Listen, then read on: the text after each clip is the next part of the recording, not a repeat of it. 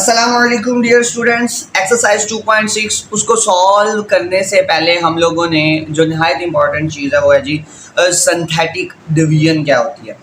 Synthetic division अगर आप लोगों ने समझ आ गई तो इट्स मीन आप लोगों का जो नेक्स्ट जो एक्सरसाइज है 2.4 वो सारी की सारी सॉल्व हो जाएगी। सिंथेटिक डिवीजन बच्चों हमारे पास एक प्रोसेस होता है दो चीज़ों को तलाश करने के लिए, एक कोशेंट को और एक रिमाइंडर को, एक कोशेंट को और दूसरा रिमाइंडर को। अब कहता है कि कैसे, कहता है कि ये it is a process, synthetic division की जो डेफिनेशन है उसको रीड करते हैं। It is a process to find, ये एक प्रोसेस है फाइंड करने के लिए the quotient and remainder, quotient और रिमाइंडर को। जब क्या किया जाए, when a polynomial is divided by linear polynomial, यानी कि जब हम एक पॉलिनोमियल को डिवाइड करें एक लीनियर पॉलिनोमियल, यानी लीनियर पॉलिनोमियल ऐसा पॉलिनोमियल जिसमें वेरिएबल की जो पार है वो कितनी होनी चाहिए, 1 होनी चाहिए।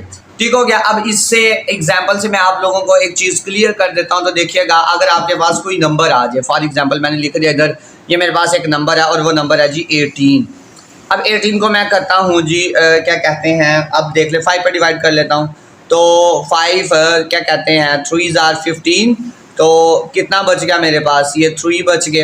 अब ये यहाँ पर देखिएगा कि ये जो एंड पे 3 बचा है, बेसिकली ये हमारे पास क्या आ गया है, ये रिमाइंडर आ गया। अब ये जो ऊपर वाला 3 है, ये वाला, ये हमारे पास आ गया जी कोशेंट आ गया, और ये 5 जो था ये डिवाइज़र था, और ये जो 18 था इसको हमने क्या नाम दिया, ये हमारे पास डिविडेंड था। क्लियर है, ये तो नंबर के अंदर था। अब हम लोगों ने पॉलिनोमियल की क्या कहते हैं डेफिनेशन के अंदर डिस्कस किया।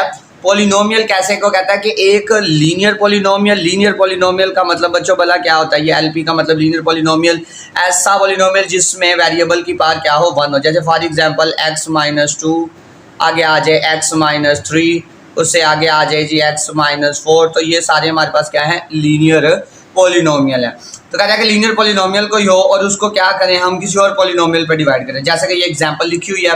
अब ये हमारे पास पॉलिनोमियल दिया गया 5x4 plus x3 minus 3x divided by x-2। कहता है कि ये सिंथेटिक डिवीजन से सॉल्व होंगे। अब ये लीनियर पॉलिनोमियल है और ये दूसरा पॉलिनोमियल है। अब क्या करेंगे, हमने सबसे पहले इनके कोफिशिएंट लिखने हैं। सबसे पहले तो डिग्री देखेंगे, हाईएस्ट डिग्री कितनी है जी, 4 है। तो 4 डिग्री के साथ कौन सा कोफिशिएंट है, 5 है। सबसे पहले आपने 5 लिख लिया।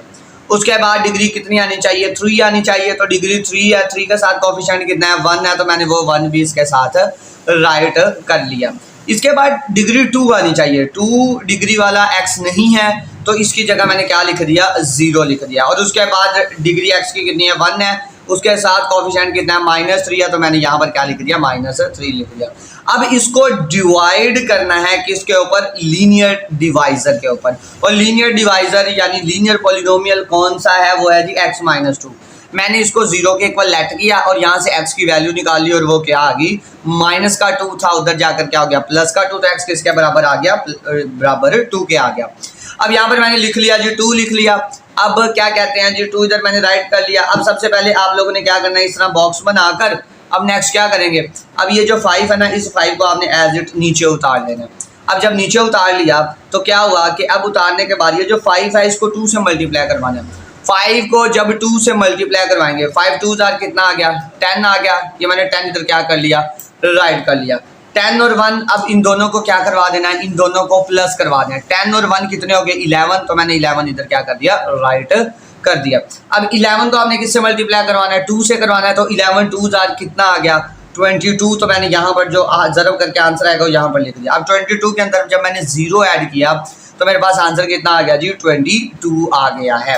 अब आगे नेक्स्ट क्या करेंगे, 22 को आप फिर अगेन 2 से मल्टीप्लाई करेंगे। 22 को जब आपने 2 से मल्टीप्लाई किया तो कितना आंसर आ गया जी, 44 आ गया। तो यहाँ पर मैंने 44 क्या कर दिया, नेक्स्ट राइट कर दिया। जितनी सिंथेटिक डिवीजन होगी आप पूरी एक्सरसाइज कर लें, उन सब में यही मेथड लगेगा और इसी मेथड के जरिए ये सारा कुछ सॉल्व होगा। अब 44 में से जब मैं -3 कर दूंगा तो मेरे पास कितना बचेगा, 41 बचेगा। अब ये वाली जो लास्ट पे ये जो वैल्यू बचेगी, ये लास्ट वाली, तो ये बेसिकली हमारे पास क्या आ चुकी है, रिमाइंडर आ चुकी है। तो यहाँ पर मैं लिख देता हूँ कि मेरे पास जो रिमाइंडर आया है, जो रिमाइंडर आया है वो मेरे पास कितना है जी, वो मेरे पास आ गया जी 41 आ गया है। उसके बाद मैंने कोशेंट लिखना है। अब क्वेश्चन में आप लोगों ने किस तरह राइट करना है। अब क्वेश्चन में बच्चों ये है, लास्ट वाला कांस्टेंट आप लिख लेंगे। लास्ट वाला कांस्टेंट आ गया, कांस्टेंट के बाद जो नेक्स्ट वैल्यू आएगी वो x की आएगी। ये 11 है, 11 के साथ आप लोगों ने क्या कर लेना है, 11x लिख लेना है। अब इसी तरह जिस तरह इधर आगे लिखते जाएंगे पावर एक बढ़ाती जाएगी। ये एंड में कांस्टेंट, उसके आगे क्या आ गया x, यानी 11 के साथ क्या लिख दिया x। अब आगे क्या है 5, यहाँ पर x है तो यहाँ पर क्या आएगा x स्क्वायर आएगा, तो यहाँ पर मैंने क्या लिख दिया 5x स्क्वायर। और ये मेरे पास क्या बन चुका है, ये मेरे पास कोशेंट बन चुका है। और यही बेसिकली मेथड है यानी कि क्या फाइंड करने का, रिमाइंडर और कोशेंट फाइंड करने का। जब एक पॉलिनोमियल को किससे डिवाइड करें, एक लीनियर पॉलिनोमियल से हम लोग क्या करें, डिवाइड करें। उम्मीद है कि आप लोगों को ये लेक्चर समझ आ गया होगा कि सिंथेटिक डिवीजन क्या होती है और आप लोगों को कॉन्सेप्ट ये क्लियर हो गया होगा। ओके बच्चों, अपना ख्याल रखिएगा। अल्लाह हाफ़िज़।